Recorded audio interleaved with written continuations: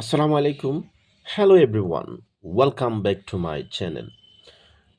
So, বন্ধুরা আজকে আমি আপনাদের মাধ্যমে ট্যাগ কোশ্চেনের একটি এক্সেপশনাল ট্যাগ কোশ্চেনের একটি এক্সারসাইজ পর্ব নিয়ে আপনাদের সামনে উপস্থাপন করার চেষ্টা করেছি। সো এখানে দেখেন আমি কিছু ট্যাগ কোশ্চেন লিখেছি। সো এই ট্যাগ কোশ্চেনগুলা বেসিক্যালি এক্সেপশনাল, দ্যাট মিনস এগুলো ব্যতিক্রম। এগুলো যদি আপনারা করেন তাহলে আগের আমি কিন্তু ৩টা পর্ব দিয়েছি ট্যাগ কোশ্চেনের। প্রথম পর্ব, দ্বিতীয় পর্ব, তৃতীয় পর্ব। সো আজকে হলো ৪র্থ পর্ব, সেটা হলো exceptional tag tag question with answer. আজকে আমি এক্সেপশনাল যে ট্যাগ কোশ্চেনগুলো আছে সেগুলো আপনাদেরকে বলে দিব। কিছু কিছু আছে আপনারা এটা ডিরেক্ট মুখস্থ করবেন, তাহলেই হয়ে যাবে। পরীক্ষাতেই এক্সেপশনাল থেকেও একটা প্রশ্ন থাকে, ঠিক আছে? সো এটাও খুবই গুরুত্বপূর্ণ। সো শুরু করা যাক। এক নম্বরে কি বলছে? Take her way, take her away, মানে তাকে যেতে দিন। এটা কিন্তু ইম্পারেটিভ সেন্টেন্স। দ্যাট মিনস এটা মূল ভার্ব দ্বারা স্টার্ট হয়েছে, ঠিক আছে? মূল ভার্ব দ্বারা কোনো সেন্টেন্স স্টার্ট হইলে সেটা ইম্পারেটিভ সেন্টেন্স। মানে মূল ভার্ব থাকতে পারে, প্লিজ থাকতে পারে, অলওয়েজ থাকতে পারে, কাইন্ডলি থাকতে পারে, নেভার থাকতে পারে, লেট থাকতে পারে, লেটাস থাকতে পারে, ইত্যাদি দ্বারা যদি স্টার্ট হয় তবে সেটা অবশ্যই imperative sentence. So imperative sentence হলে ট্যাগ কোশ্চেনে ডিরেক্ট আপনি মুখস্থ বলে মানে লিখবেন উইল ইউ, অথবা ওন্ট ইউ লেখা যায়।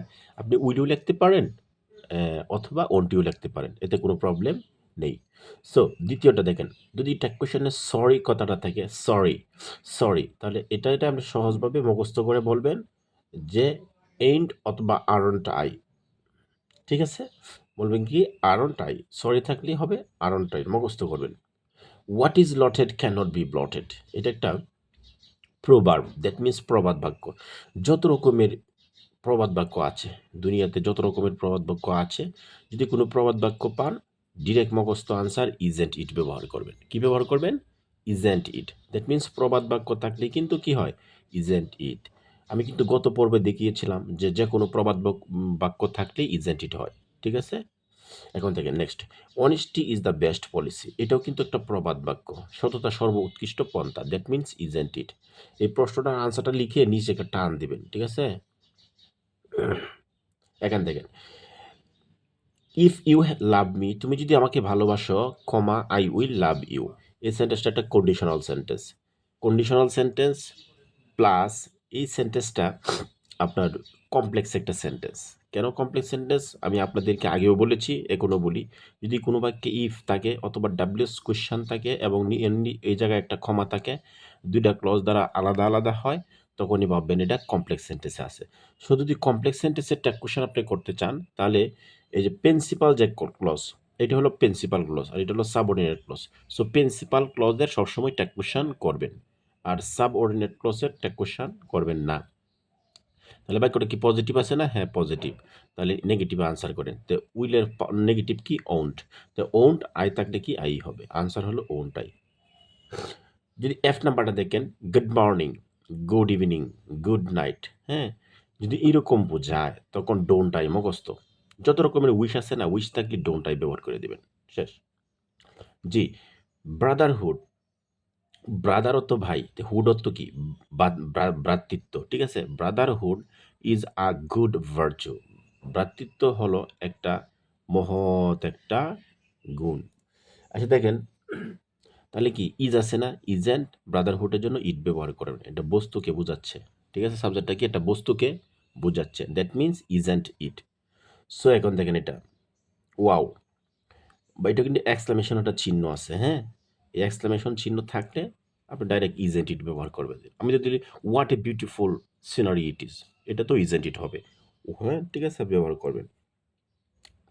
তো Mina as well as I is not aware of the threat। এখন দেখেন একটা গ্রামার আছে, সে গ্রামারটা কি? কোনো একটা সেন্টেন্স বা বাক্যের মধ্যে যদি দুইটি সাবজেক্ট থাকে এবং as well as, together with, along with, accompanied by, হ্যাঁ, accompanied by, along with, accompanied by, এই শব্দগুলা যদি অ্যান্ড নট, হ্যাঁ, অ্যান্ড নট ইত্যাদি শব্দগুলা যদি কোনো সেন্টেন্সের মধ্যে থাকে এবং এই জায়গায় দুইটা সাবজেক্ট থাকে, দেখেন এই যে একটা সাবজেক্ট ওই যে একটা সাবজেক্ট, দুইটা সাবজেক্ট আছে না, তাহলে আপনি কি করবেন, যদি দুইটা সাবজেক্ট থাকে, ভার্ব তো এটাই, হ্যাঁ, বাক্যটা কিন্তু নেগেটিভ, তাহলে প্রথম সাবজেক্ট অনুসারে ভার্বের ট্যাগ হবে। আবার বলি, কোনো সেন্টেন্সের মধ্যে যদি together with, along with, as well as, accompanied by, and not, হ্যাঁ, এই শব্দগুলো যদি থাকে, তাহলে প্রথম সাবজেক্ট অনুসারে ভার্বের ট্যাগ হবে। তাহলে কি, ইজ আছে, তাহলে ইজ মিনার জন্য শি, তাহলে কি দিলেন। এখন একটা কাজ করবেন, সেটা কি, এই বাক্যটা কিন্তু নেগেটিভ আছে, হ্যাঁ, নেগেটিভ থাকার কারণে এই বাক্যটা কিন্তু এই জন্য ভুল হয়েছে আনসারটা লেখাটা, হ্যাঁ, এ লিখবেন is she, is and she হবে না, লিখবেন কি, Meena as well as I, তাহলে কি দেবেন, ইজ, ইজ শি, আনসার হবে ইজ শি। আচ্ছা, যদি আমি ওটাও বলছিলাম একটা রুলসের মধ্যে, আমরা এর মধ্যে রুলসে বলছি যে যদি সাবজেক্টটা যদি ফার্স্ট পার্সন, সেকেন্ড পার্সন এবং থার্ড পার্সন হয়, তাহলে আমাদের এর ট্যাগ কোয়েশনের যে সাবজেক্টটা হবে সেটা হবে উই, বলছিলাম, হ্যাঁ, I comma you and he may be punished for our guilty, then may একটা মোরাল ভার্ব, ঠিক আছে, তো মে থাকলে মেন্ট দিবেন, আর এত বড় সাবজেক্টে যে বলছিলাম আমি আপনাকে, থাকলে প্রোনাউন উই ব্যবহার করবেন, তো মেন্ট উই, ঠিক আছে। এখন দেখেন ওই নাম্বারটা দেখেন, কে, নেভার টেল এ লাই, এটা তো easy imperative sentence, so will you answer ব্যবহার করবেন। আবার দেখেন, not only Kamal but also we will do it, মানে কামাল না, শুধু নট অনলি আর বাট অলসো, শুধু কামালই না, আমরা ওই কাজটা কি করছি, করছি, নট অনলি থাকলে বাট অলসো, আয়দার থাকলে অর, নাইদার থাকলে নট, হ্যাঁ, এটি একটু মনে রাখবেন, এটা প্যারালিজমের একটা রুল, হ্যাঁ, একটা নিয়ম, এটি থাকলে এটা হবে। So not only Kamal but also we will do ইট। এখন দেখেন, নট অনলি এবং but also, আয়দার or neither not, এই শব্দগুলাও যদি কোনো বাক্যের মধ্যে থাকে, তখন আবার বার্বের দ্বিতীয় সাবজেক্ট অনুসারে বার্বের ট্যাগ হবে, ঠিক আছে, আগে তো বার ব্যবহার করবেন, তাহলে কি, একটা সাবজেক্ট এখানে আছে আর একটা সাবজেক্ট এখানে আছে, সো এই সাবজেক্ট অনুসারে ট্যাগ হবে, তাহলে উইল আছে কি, ও নট অনলি কিন্তু নেগেটিভ ওয়ার্ড, সো বাক্যটা কিন্তু এটা পজিটিভে হয়ে যাবে, কি হবে, পজিটিভের ট্যাগ হয়ে যাবে, তাহলে কি দিবেন বলেন, উইথ, উইল আছে না, তাহলে উইল উই, কি দিবেন, উইল উই, আনসার কি দিবেন, মানে এখানে উইল উই, এখানে উইল দিবেন, ঠিক আছে, উইল উই, কারণ কি, নট অনলি তো নেগেটিভ ওয়ার্ড, সো আপনি কি করবেন, বাক্যটা পজিটিভ করতে হবে না, দিয়ে দিবেন উইল, উইল উই। ওয়েলকাম, যদি ওয়েলকাম থাকে মানে স্বাগতম, তাহলে এটা ডিরেক্ট মুখস্থ করবেন, আপনি হয়তো কাউকে স্বাগতম জানান, তাহলে সাবজেক্টটা কি, এই জায়গায় একটা উজ্জ্ব থাকে। আচ্ছা, ওয়েলকাম থাকলে আপনি ডিরেক্ট মুখস্থ লিখবেন আরন্ট ইউ, কি লিখবেন, আরন্ট ইউ, এটা এক্সেপশনাল।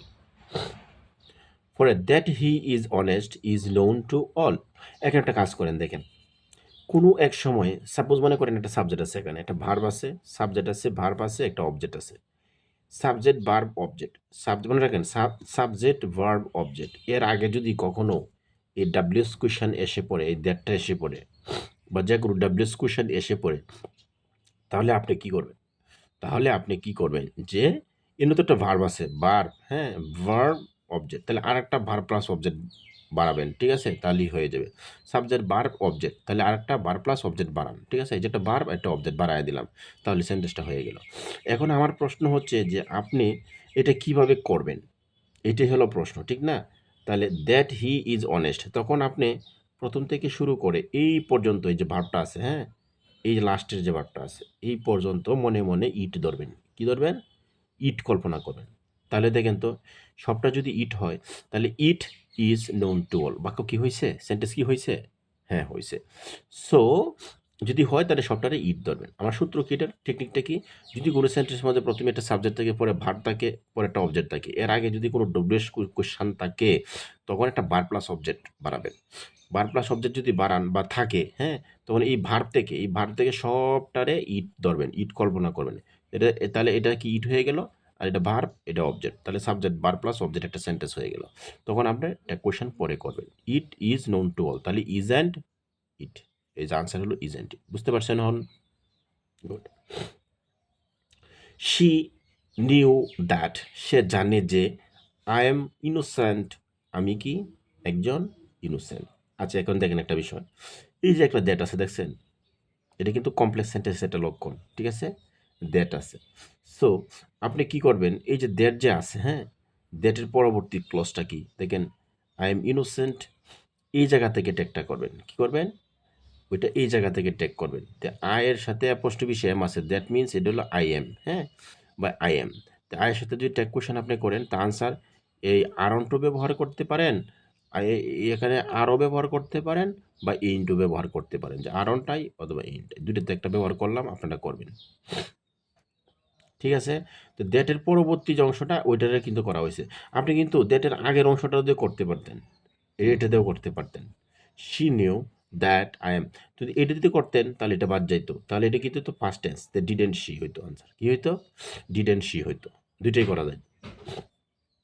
কিউ দেখেন, বাই বাই যদি কোনো সেন্টেন্সের মধ্যে বাই বাই থাকে না, কয় বলে না যে বাই বাই বিদায় চলেন, এইরকম বাই বাই থাকলে মুখস্থ করবেন ডোন্ট আই। আর time and tide waits for none, এটা ডাজেন্ট ইট দিবেন। কেন ডাজেন্ট ইট দিবেন, এস আছে, এস থাকার কারণে বারোর সাথে এস আছে, ডাজেন্ট ব্যবহার করবেন। আর টাইম অ্যান্ড টাইড এটা একক কিছু বোঝাচ্ছে, বুঝছেন। এন দ্বারা যদি একক কোনো কিছু বোঝায়, টাইম অ্যান্ড টাইড যদি মনে করেন ভিন্ন কোনো কিছু বোঝাইতো, তাহলে কিন্তু আবার সাবজেক্টটা অন্য কিছু হয়ে যেত। এন্ড টাইম অ্যান্ড টাইড একক কিছু বোঝাচ্ছে, সো এটারে ইট হিসাবে কল্পনা করবেন, ইট ডাজেন্ট ইট। আর let him do the work, আমার লেট হিম এটা তিন পার্টির সেন্টেন্স, ঠিক আছে না।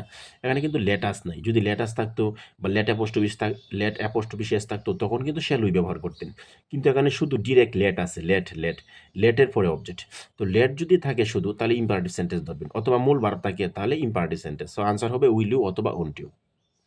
লাস্টে দেখেন হি অ্যাপোস্ট্রোফিস, মানে এটা হি ইজ হবে না কি হবে এটা বুঝেন আগে। He apostrophe s has gone to visit the spot. এখন দেখেন এন অ্যাপোস্ট্রোফিস হ্যাজ মানে কি, ইজ হইতে পারে অথবা হ্যাজ হইতে পারে, ঠিক আছে। এই দুইটাতে একটা হইতে পারে, অন্য কিছু হবে না। সো এখন হ্যাজ হবে নাকি ইজ হবে, দেখবেন এই যে বারটা দেখেন, এই বারটা কিন্তু ভার্বের 3 নাম্বার ফর্মে আছে। কত নম্বরে আছে, 3 নাম্বার। দ্যাট মিনস এটা হবে হ্যাজ, এটা কি হবে, আপনি হ্যাজ হিসাবে ধরবেন, ঠিক আছে। তাহলে আনসার হবে কি, আনসার হইব, বাক্যটা তো পজিটিভ, তাহলে হইব হ্যাজেন্ট হি। আনসার কি, হ্যাজেন্ট হি। আবার এই জায়গাটা যদি গো থাকতো, মনে করেন বারবার 3 নম্বর ফর্মুলায় গো থাকতো, তখন কিন্তু এটা ইজ হয়ে যেত, তাহলে ইজেন্ট হি দিতাম, ঠিক আছে, বুঝতে পারছেন। সো আজকে ক্লাসটি এই পর্যন্তই। আমি এক্সেপশনাল কিছু রুল আপনাদেরকে দেখিয়েছি, যাতে আপনারা ক্লাসটি পরিপূর্ণভাবে আপনাদের ক্লাসটি শেষ হয়, হ্যাঁ। সো আশা করি আপনারা মনোযোগ সহকারে যে আমার আগের 3টা পর্ব এটি দেখবেন, আর পাশাপাশি এই সাথে এই পর্বটা দেখবেন, তাহলে ইনশাআল্লাহ আমি বলতে পারি যে ট্যাগ কোয়েশ্চেনে আপনারা 5-এ 5 ইনশাআল্লাহ পাবেন। এবং বিশেষ করে আপনারা একটা কাজ করবেন, যে আপনাদের যে বই আছে, হ্যাঁ, বই থেকে আপনারা প্রথমেই কী করবেন, বোর্ড কোয়েশ্চেনগুলো সলভ করে ফেলবেন। আগে নিয়মটা ভালো করে পড়ে সলভ করে ফেলবেন বোর্ড কোয়েশ্চেনগুলো সলভ করার পরে আপনার বিভিন্ন রকমের ক্যাডেট আছে, এই cadet Mymensingh cadet college, Dinajpur cadet কলেজের প্রশ্নটি একটু হালকা ক্রিটিক্যাল হয়। সো এটি আপনারা পড়ে ফেলবেন, ঠিক আছে। এটি পড়ার পরে আপনারা পরে মডেল টেস্ট করা শুরু করে দিবেন, ঠিক আছে। শুধু সিস্টেম হলো, যখন আজকে ট্যাগ কোয়েশ্চেনটা ভালো করে পড়ছেন, মডেল টেস্টের মধ্যে যত রকমের মডেল টেস্টের মধ্যে ট্যাগ কোয়েশ্চেন আছে সব পড়ে ফেলেন।